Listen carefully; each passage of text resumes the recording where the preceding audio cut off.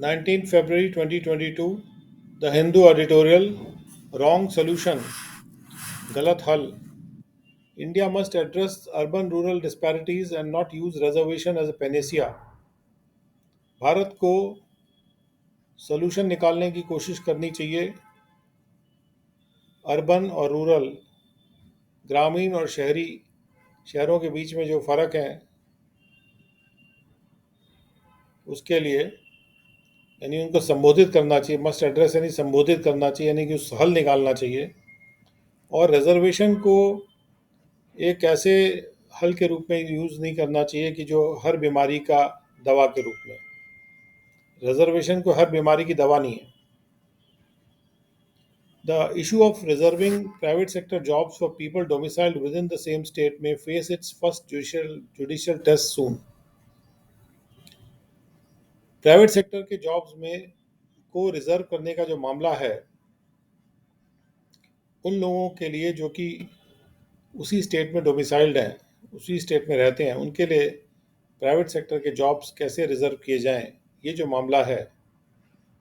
ये मामला अपना पहला टेस्ट जल्दी ही उसका सामना करेगा.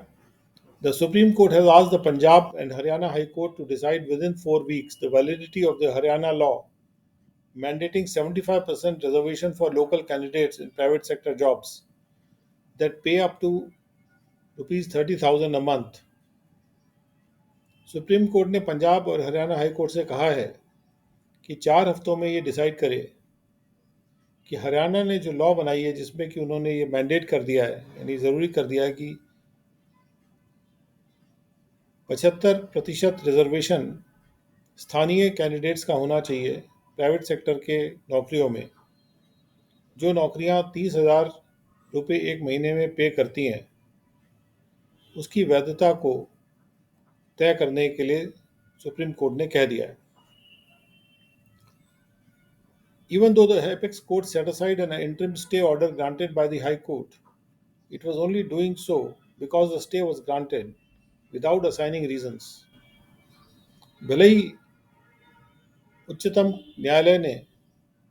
जो अंतरिम स्टे ऑर्डर दिया गया था हाई कोर्ट के द्वारा, उसको सेट असाइड कर दिया है, लेकिन इसको सेट असाइड केवल इसलिए ये कर रहा था क्योंकि, यानी ऑनरेबल सुप्रीम कोर्ट इसको सेट असाइड केवल इसलिए कर रहे थे क्योंकि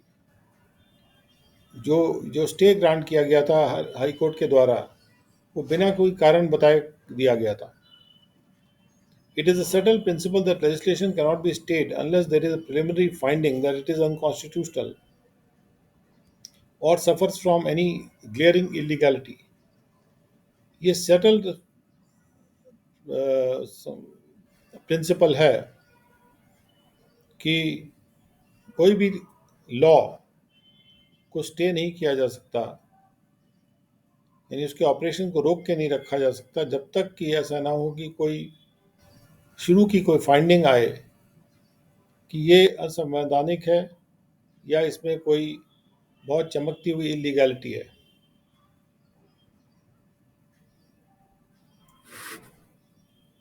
There are quite a few issues that arise when the state introduces a quota in the private sector, especially if it is based on a domicile norm.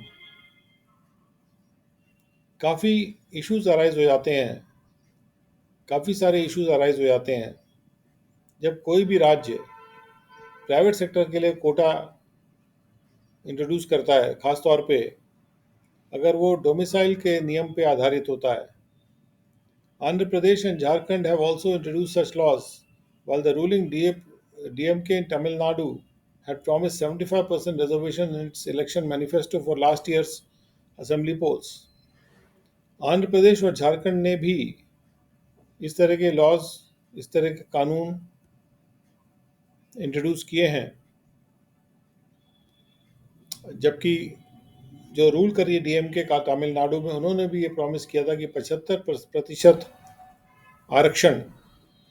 अपने election manifesto के द्वारा उन्होंने ये वादा किया था कि पिछले साल के असेंबली पोल्स के दौरान कि वो 75% आरक्षण प्राइवेट सेक्टर जॉब्स में वहाँ के डोमिसाइल लोगों को देंगे. Given the bleak employment situation and the backdrop of the reported loss of millions of jobs during the pandemic, it is no surprise that the leadership in every state seeks to find employment opportunities for its youth. अगर ये देखा जाए कि employment की स्थिति जो है, रोजगार की स्थिति काफ़ी कमज़ोर है, इस पृष्ठभूमि में कि मिलियंस ऑफ जॉब्स का लॉस हो गया है, लॉस रिपोर्ट किया गया है महामारी के दौरान, तो ये बात चकित नहीं करती है कि जो लीडरशिप है हर स्टेट में, वो ये कोशिश कर रही है कि वो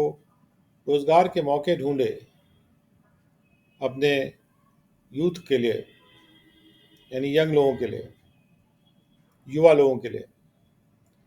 In some states, employers may find it cheaper to use the services of those from a faraway state, while in others, there may be an acute shortage of labor within the local population. कुछ राज्यों में employers हो सकता है सस्ता पाएं कि वो उन लोगों की सर्विसेज यूज़ करें जो कि दूसरे दूर दराज के राज्य में के हैं, जबकि दूसरे स्टेट्स में हो सकता है कि एक अक्यूट शॉर्टेज हो जाए लेबर की उसके स्थानीय पॉपुलेशन में, क्योंकि उसके लोग दूसरे दूसरे स्टेट में जाके काम करने लगेंगे. The first hurdle that a law such as the Haryana State Employment of Local Candidates Act will face is the constitutional bar on discrimination on the basis of place of birth or residence. पहली जो रुकावट ये law face करेगी, इसका नाम है जैसे कि Haryana state employment of local candidates act, जो अधिनियम है, जो फेस करेगा वो संवैधानिक रुकावट है कि किसी के जन्म स्थान से या किसी के रहने के वजह से उसके खिलाफ डिस्क्रिमिनेशन नहीं करना चाहिए. Even though the constitution allows the government to prescribe a residential criterion for employment to public posts, it is doubtful whether such a measure can be extended to the private sector. हालांकि constitution संविधान ये allow करता है सरकार को कि वो residence का या रहने का जो क्राइटेरियन है वो प्रिस्क्राइब कर सकते हैं, रूल बना सकते हैं पब्लिक पोस्ट में एम्प्लॉयमेंट के लिए, लेकिन ये संदेहास्पद है कि यदि ऐसा जो एक्शन है, मेजर है, उसको प्राइवेट सेक्टर के लिए भी खींच के लाया जा सकता है कि नहीं. In the Haryana case it covers companies, societies, trust, partnership forms and individual employers.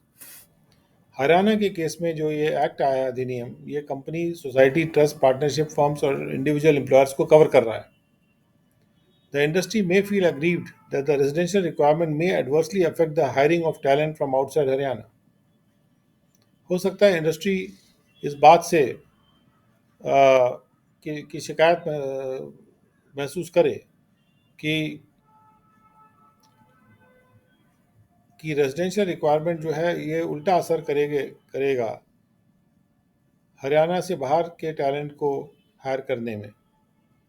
From an individual point of view, the law may impinge on the freedom of movement, the right to reside and settle in any part of the country,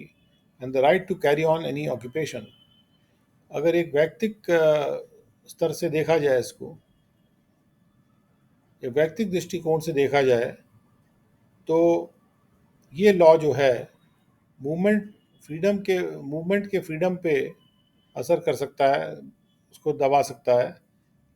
इस कहीं भी रहने के अधिकार को दबा सकता है, और कहीं भी किसी भी पार्ट में इस देश के सेटल होने के अधिकार को दाब सकता है, और कोई भी ऑक्यूपेशन को कैरी करने के अधिकार पर भी ये असर डाल सकता है. Of course, the Act provides for exemption to any employer if an adequate number of local candidates are not available in terms of skill, qualification and proficiency. ये सही है, ऑफ कोर्स, बिल्कुल. ये एक्ट एक एग्जम्पशन प्रोवाइड कर रहा है किसी भी एम्प्लॉयर को अगर पर्याप्त पर्याप्त लोकल कैंडिडेट, स्थानीय कैंडिडेट्स उपलब्ध नहीं है स्किल, क्वालिफिकेशन और प्रोफिशिएंसी के मद्देनज़र. And there is a sunset clause, और एक सनसेट क्लॉज भी है, यानी ये प्रावधान कब ख़त्म हो जाएगा. ये एक्ट जो है ये 10 साल में ऑपरेट करना बंद कर देगा. Beyond the question of legality, what is flagged by such developments is the state of the economy. Legality का सवाल तो अलग है, उसके बियॉन्ड, उसके पार इस जो बात चिन्हित होती है, जो बात फ्लैग होती है, यानी जो बात इम्पोर्टेंट डिक्लेयर हो जाती है इससे, इन डेवलपमेंट से, इन बातों से, इन घटनाओं से, वो ये है कि हमारी अर्थव्यवस्था की स्थिति क्या है, स्पेशली द लेबर इकोनॉमी, और ख़ास तौर पे हमारी लेबर इकोनॉमी की स्थिति क्या है। Rapid urbanisation and agrarian situation are behind large scale migration in search of employment. तेज़ी से जब अर्बनाइजेशन होता है और हमारी जो एग्रेरियन सिचुएशन है, यानी एग्रीकल्चर की जो स्थिति है, ये लार्ज स्केल माइग्रेशन के पीछे हैं जो एम्प्लॉयमेंट के सर्च में होता है। The real issue to address is the widespread disparities between the urban and rural areas, between advanced states and the backward ones. जो सचमुच का जो इशू है एड्रेस करने वाला, वो ये है कि काफ़ी फ़र्क हैं, काफ़ी फैलाव लिए हुए फ़र्क हैं शहरी और ग्रामीण एरियाज क्षेत्रों के बीच में, एडवांस स्टेट्स के और बैकवर्ड जो पिछड़े स्टेट्स हैं उनके बीच में काफ़ी दोनों में फ़र्क है। Second editorial, foreign quarter. India must show maturity in response to international criticism of internal matters. Bharat को मैच्योरिटी दिखाना चाहिए जब अंतर्राष्ट्रीय रूप से आलोचना होती है हमारे आंतरिक मामलों की। फॉरेन क्वार्टर यानी हमारा जो विदेशी डायरेक्शन है, यानी विदेशों की तरफ से। Close on the heels of the government's sharp summons to the South Korean ambassador over social media posts by private companies, the MEA summoned the Singapore High Commissioner following a speech earlier this week by the Singapore Prime Minister Lee Hsien Loong, where he had said that there has been a decline in political probity in India after Prime Minister Nehru's tenure. Government ने जो sharply समन किया था south Korea के ambassador को social media की post को लेकर, private companies जो थी सोशल मीडियाज की, उनकी पोस्टों को लेके जो सोशल मीडिया में की गई थी, उसके बिल्कुल बहुत बाद ही, क्लोज ऑन द हील्स यानी जल्दी बाद ही, मिनिस्ट्री ऑफ एक्सटर्नल अफेयर्स ने, विदेश मंत्रालय ने सिंगापुर के हाई कमिश्नर को सम्मन किया है, उनको बुलाया है एक स्पीच के बाद जो इस हफ्ते में पहले सिंगापुर प्राइम मिनिस्टर ली सियन लूंग ने दिया था, जहां पर उन्होंने कहा था कि पॉलिटिकल करप्शन में या पॉलिटिकल प्रोबिटी यानी करप्शन के ना होने में एक डिक्लाइन आ गया है इंडिया में प्राइम मिनिस्टर के नेहरू के टेन्योर के बाद से। He warned that Singapore must stem any political corruption if it is not to go down that road. उन्होंने ये चेतावनी दी थी कि सिंगापुर को राजनीतिक करप्शन को रोकना होगा अगर उसको उसी रोड पर नहीं जाना जिस रोड पर भारत गया है। The speech was an unexpected broadside despite the high praise for Nehru, the government felt, and one which merited raising the issue of the uncalled for remarks of the Singapore with the Singapore diplomat. ये speech जो थी unexpected जो मुख्य मुद्दे से हट के थी, इसके बावजूद कि नेहरू की काफ़ी तारीफ हो रही थी, की जा रही थी, तो गवर्नमेंट महसूस करती है, ऐसा महसूस करती है कि ये स्पीच ये काफ़ी अनएक्सपेक्टेड था और एक ऐसा था जो कि जिससे कि ये बात निकल के आती है कि हमको ऐसा इशू को रेस करना चाहिए कि ये रिमार्क्स अनकॉल्ड फॉर थे, नहीं होने चाहिए थे सिंगापुर, और ये मामला सिंगापुर के दूत के साथ हमको लेना ज़रूरी है। As the South Korean case suggested, South Bloc appears to be making a pattern of its zero tolerance stand towards any criticism of India. जैसा कि साउथ कोरिया का केस भी सुझा रहा था, साउथ ब्लॉक ऐसा प्रतीत होता है कि वो एक पैटर्न बना रहा है कि वो ज़ीरो टॉलरेंस दिखा रहा है, ज़ीरो टॉलरेंस वाला स्टैंड दिखा रहा है कोई भी आलोचना अगर भारत की होती है उसके प्रति। To begin with, PM Lee's comments, where he said that about half of all Indian Lok Sabha MPs face criminal charges, are not baseless. शुरुआत में अगर देखा जाए कि प्राइम मिनिस्टर ली के जो कमेंट्स हैं, टिप्पणी है कि जहां उन्होंने कहा कि करीब हमारे भारत के लोकसभा के एमपीज में से आधे जो हैं क्रिमिनल चार्ज फेस कर रहे हैं, ये कोई बेसलेस कमेंट नहीं है। Mr. Lee even added the caveat that many of these cases could be motivated by political rivalry, which indicates some understanding of Indian politics. Mister Lee ने यह भी कहा ये केवियट भी ऐड किया, यानी कि उसमें खुद ही अपने आप पे एक संदेह उन्होंने उसमें जोड़ा कि बहुत से जो केसेस हैं ये पॉलिटिकल दुश्मनी से भी मोटिवेट हो सकते हैं, जो ये इंडिकेट करता है कि कुछ वो इंडियन पॉलिटिक्स को कुछ हद तक समझते हैं। Second, he spoke of a similar downside in Israeli politics and British Partygate scandal. As of date, Israel and UK have not raised objections. दूसरा, उन्होंने इसी तरह से इजरायली पॉलिटिक्स को भी नीचे जाते जाने के बारे में कहा, और उन्होंने ब्रिटिश के पार्टीगेट स्कैंडल की भी बात की, और आज तक इसराइल और यूके ने उस पर कोई भी ऑब्जेक्शन रेज नहीं किया है। Finally the speech was set in a grander context, और आखिर में ये स्पीच को एक और भव्य कॉन्टेक्स्ट में, एक संदर्भ में रखा गया था, as he invoke the Confucian guidelines for social behaviour that unite a country, rituals, righteousness, probity and shame. क्योंकि वो कन्फ्यूशस के द्वारा दी गई गाइडलाइंस को इन्वोक का आह्वान कर रहे थे सामाजिक बिहेवियर के विषय में, जो एक देश को यूनाइट करते हैं, जैसे जो रिचुअल्स होते हैं, जो राइशियसनेस होता है यानी धार्मिक व्यवहार, प्रोबिटी यानी करप्शन का ना होना, रिचुअल्स यानी कि जो भी प्रिस्क्राइब बिहेवियर है वो करना, और शर्म होना। His 500-word speech on the subject contained just one Indian example where he had even praised the founding fathers of the independence movement and then decried a slide in value since then. उनकी जो 5,000 word की speech थी उस subject पे, उसमें केवल एक भारतीय एग्जाम्पल था जहां उन्होंने तारीफ भी की थी हमारे फाउंडिंग फादर्स की, हमारे जो इंडिपेंडेंस मूवमेंट के फाउंडिंग फादर थे, और उसके बाद उन्होंने हमारे मूल्य जो नीचे गिर गए हैं उनकी आलोचना की थी, तब से जो मूल्य नीचे गिरे हैं। The comment while harsh does not merit a strong headed response. ये कमेंट, जबकि ये हार्श कमेंट था, इसके लिए ये कोई ज़रूरी नहीं है कि हम एक मजबूत एक स्ट्रॉन्ग हेड से, यानी कि अपने आप को ज़्यादा मानते हुए एक रिस्पॉन्स दें। It is possible to argue that Mr. Lee's examples were arbitrary and contained unusual criticism for a country that has otherwise friendly ties with Singapore.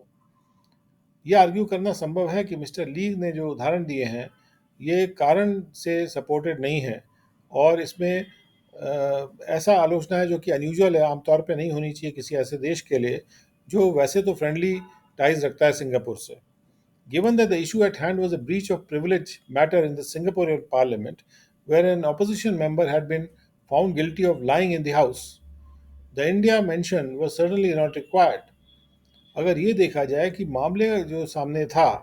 वो ये था कि प्रिविलेज मैटर का ब्रीच हुआ था सिंगापुरियन पार्लियामेंट में, जहाँ पर एक ऑपोजिशन के जो सदस्य थे वो